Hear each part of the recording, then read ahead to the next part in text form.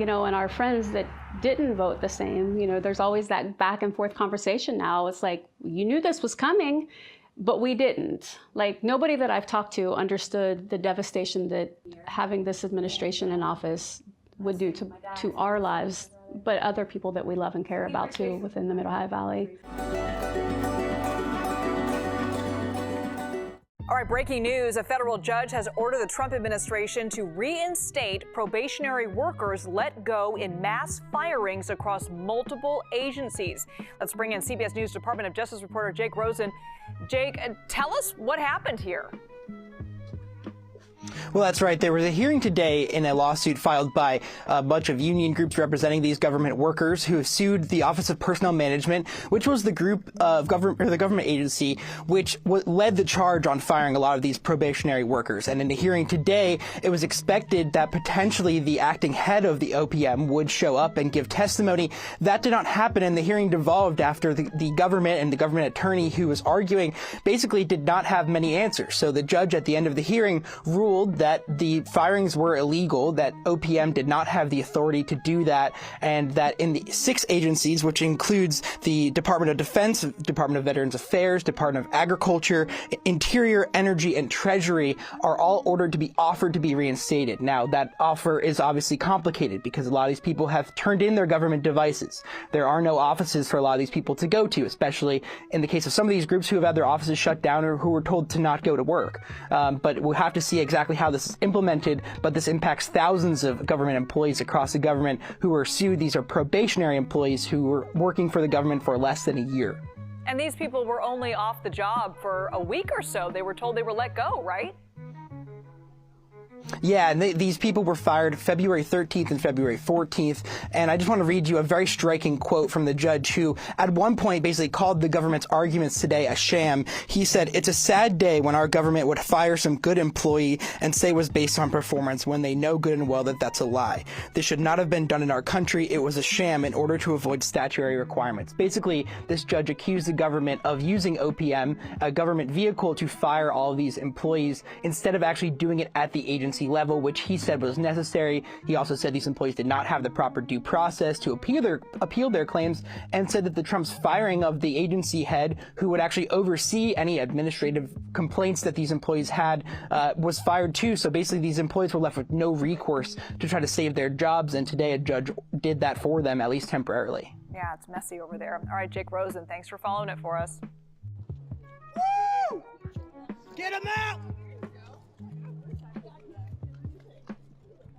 No kings, no tyrants! No kings, no tyrants! No kings, no tyrants! No kings, no tyrants! Well, when we found out that President Trump was running for president again this term, we immediately went out and bought a flag because we are huge Trump supporters. Questioning what's happening right now, obviously. Individuals started receiving notice on Monday that they were going to have an appointment for termination on Wednesday. Tuesday morning comes, and we were informed that, hey, if you didn't get the email on Monday, you're safe.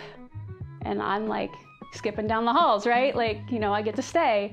And Wednesday late afternoon, I received a notice that I have an appointment, a Teams appointment with my supervisor on Friday at 9 o'clock. So I knew that I wasn't safe anymore. Oh my gosh, yeah, Nathan, that's like the hardest part for me, honestly, because I'm a wonderful worker. Any job that I've ever had, I feel like you should do everything unto the Lord, and I do. And to be sitting here today and know that that follows me, that I was fired for performance-based in any manner. I have wonderful reviews every year of my employment. I literally just had my last review in January, and it was outstanding. When you lose an income, it's painful. We've had conversations about what our future looks like. We have, as you can tell, we have a small home. But my husband and I have said if we need to downsize and get a, 1-bedroom home or even a 1-bedroom apartment, we'll do whatever we have to do. But it's hard. It's wrecking. The common theme is, we voted for this. You know, and our friends that didn't vote the same, you know, there's always that back and forth conversation now. It's like, you knew this was coming, but we didn't. Like, nobody that I've talked to understood the devastation that having this administration in office would do to our lives, but other people that we love and care about too within the Mid-Ohio Valley. Cutting costs and waste and fraud and. We love that big picture. I love that big picture. My friends, you know, we were excited about that because it is true.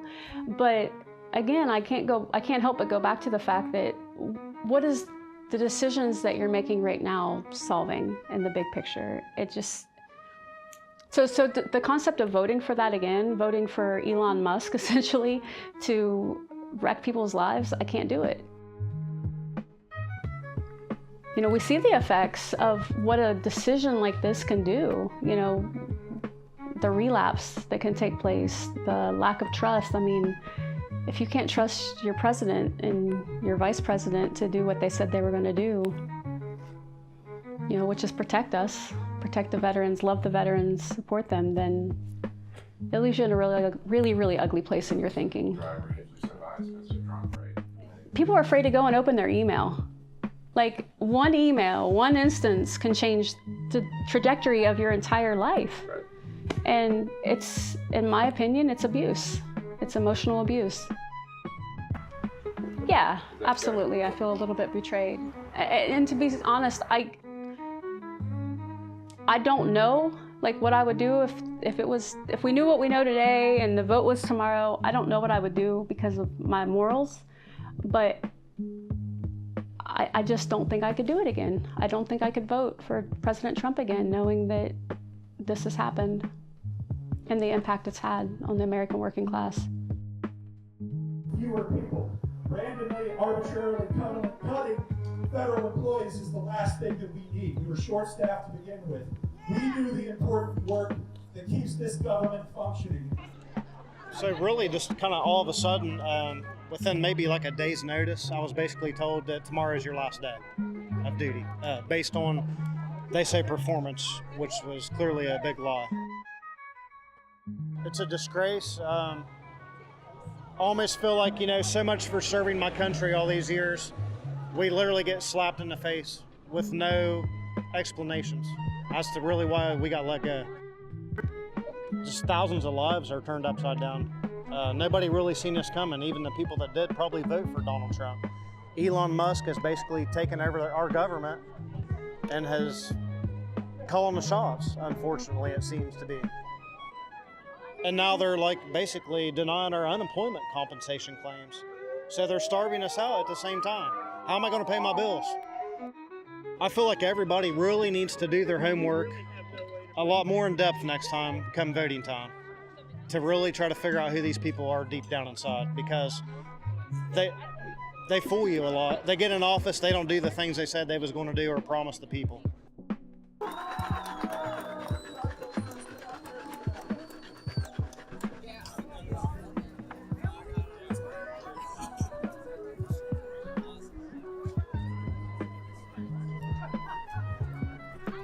I'm out here today because the unlawful termination of the probationary employees here at the Bureau of the Fiscal Service is a devastating loss to our community. This is one of the only places in this area where you can get a consistent, well-paying job. So many people around here depend upon this. Families, I mean, some husbands and wives work together there. It's going to be a devastating economic loss to our community. And I'm here also because it was done under this false pretense that Donald Trump and Elon Musk and this fictitious entity Doge, this unlawful entity Doge, has any actual interest in rooting out government waste, fraud, and abuse. They're the only ones committing those things. They are the only ones committing those things. They have no capability, no actual interest in finding those things. It's a pretext for their unlawful expansion of executive power. It's destroying this country, and it's especially destroying this state and this city. Elon Musk, he bought himself a president. I mean, he's real rich, and he definitely is running and telling Trump what to do right now. You saw that in the cabinet meeting where he was standing up and walking around and telling, and Trump just sits there like this. So Trump Elon Musk bought a president. He bought the presidency of the United States, and now he's going to destroy us. Because I love my country, and I think this has been one of the biggest threats it's ever faced. What with illegal firings and problems in having the rule of law, and possibly a president who thinks he doesn't have to listen to the decisions of judges. Vote them out! Vote them out! Vote them out! Vote them out! Vote them out! Vote them out!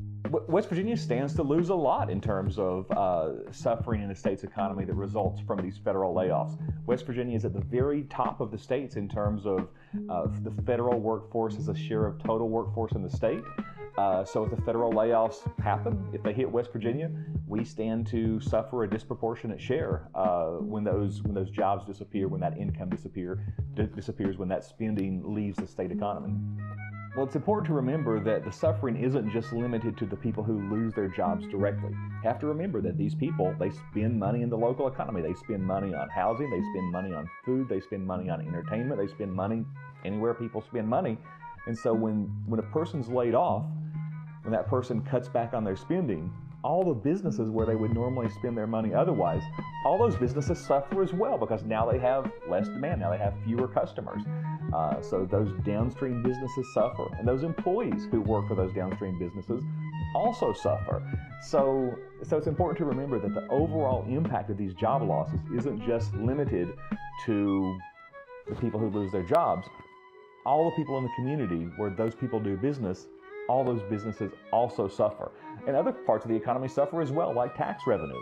If these people are receiving less income, if they're spending less money, that lowers the tax base as well, and then that can have further downstream ripple effects to reduce school funding for transportation infrastructure, other areas. So it's important to remember the broad spillover effects.